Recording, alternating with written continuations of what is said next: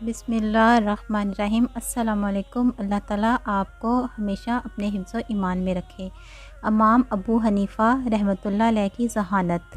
इमाम अबू हनीफ़ा रहमतुल्लाह अलैह को अल्लाह ताला ने बेपनाह इल्म से नवाजा था। खलीफा वक्त अबू जाफ़र मंसूर अब्बासी भी आपके अक़ीदतमंदों में शामिल था। वो अपनी हुकूमत के तमाम उलमा कराम पर आपको फ़जीलत देता था, आपकी इज़्ज़त करने में ख़ुसूसी एहतराम खातिर रखता था। इमाम अबू हनीफ़ा रहमतुल्लाह अलैह का इस कदर इज़्ज़त एहतराम देकर फ़न मगाज़ी के इमाम मोहम्मद बिन इसहाक़ हसद करने लगे। एक दिन का ज़िक्र है कि उन्होंने खलीफा के दरबार में इमाम अबू हनीफ़ा रहमतुल्लाह अलैह से सवाल किया कि अगर कोई शख्स अपनी बीवी से ये कह दे कि तुझ पर 3 तलाक़ और फिर थोड़ी देर के बाद कहे इंशाअल्लाह ताला, तो क्या इस औरत को तलाक़ हो जाएगी? इमाम अबू हनीफ़ा रहमतुल्लाह अलैह ने फरमाया कि हाँ, इस औरत को तलाक़ हो जाएगी, इसलिए कि इस शख्स ने अपने तलाक़ वाले जुमले से इंशाअल्लाह ताला को अलग कर दिया है, इसलिए इस्तिस्ना फ़ायदेमंद ना होगा। मोहम्मद बिन इसहाक़ ने होशियारी का मुज़ाहरा करते हुए खलीफा से कहा कि ए अमीरुल मोमिनीन, आप ज़रा इमाम अबू हनीफ़ा की जुर्रत का मुलाहिज़ा फरमाएँ कि आपके दरबार में आप ही के सामने आपके जद अमजद हज़रत अब्दुल्ला बिन अब्बास रहमतुल्लाह अलैह के मुसलक की मुखालफत कर रहे हैं। हालांकि आपके जद अमजद का इस बारे में कौल ये है कि अगर इंशाअल्लाह ताला को कलाम से अलग करके कहा जाए तो फिर भी ये इस्तिस्ना फ़ायदेमंद होता है।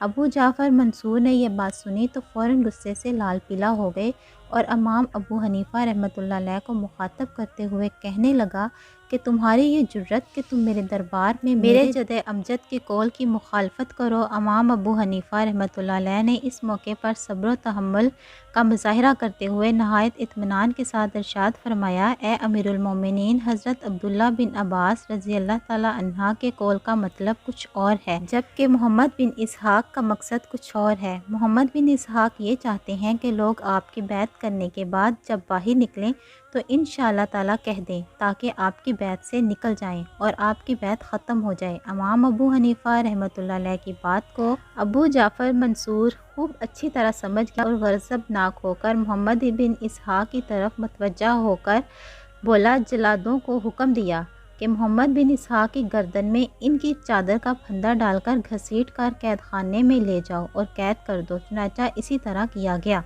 कर्ज़ की माफ़ी का वाक़या। एक मरतबा का ज़िक्र है कि हज़रत शफ़ीक रहमतुल्लाह अलैह इमाम अबू हनीफ़ा रहमतुल्लाह अलैह के हमरा कहीं जा रहे थे। हज़रत शफ़ीक रहमतुल्लाह अलैह फरमाते हैं कि रास्ते में एक शख्स ने इमाम अबू हनीफ़ा रहमतुल्लाह को देखा तो फ़ौरन छुपते हुए अपना रास्ता बदल लिया।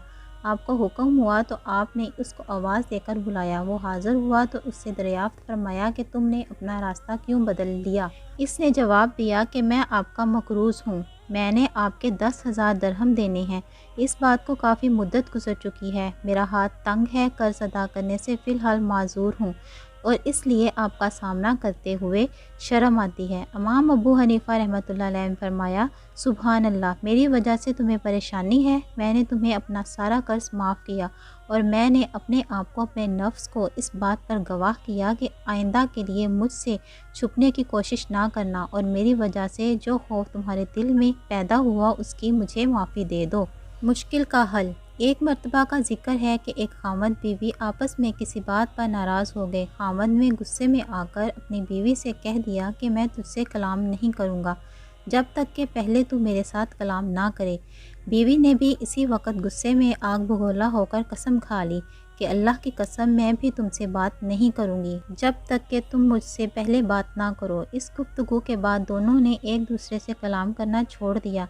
जब गुस्सा ठंडा हुआ तो शशोपंज में पड़ गए और उलझन में गिरफ्तार हो गए कि ये क्या हो गया। आखिरकार खामद इमाम अबू हनीफ़ा रहमतुल्लाह अलैह की खिदमत में हाज़िर हुआ और तमाम वाक़या आपकी गोश गुजार किया। इमाम अबू हनीफ़ा रहमतुल्लाह अलैह ने सारा वाक़या गौर से सुना और इरशाद फरमाया कि जाओ, एक दूसरे से हंसी खुशी बात करो, तुम में से कोई गुनहगार ना होगा, इसलिए कि जब तुमने ये कहा था कि मैं तुमसे बात ना करूँगा जब तक कि तुम मुझसे बात ना करोगी, तो इसके बाद औरत अगर चुप हो रही थी तो बिलाशुबा तुम गुनहगार होते। लेकिन जब इसने ये कहा कि अल्लाह की कसम, मैं भी तुमसे बात नहीं करूँगी जब तक कि तुम मुझसे बात ना करो, तो इस तरह इसने तुम्हारी कसम के बाद तुमसे बात कर ली, चुनांचा अब तुम इसको भुला सकते हो।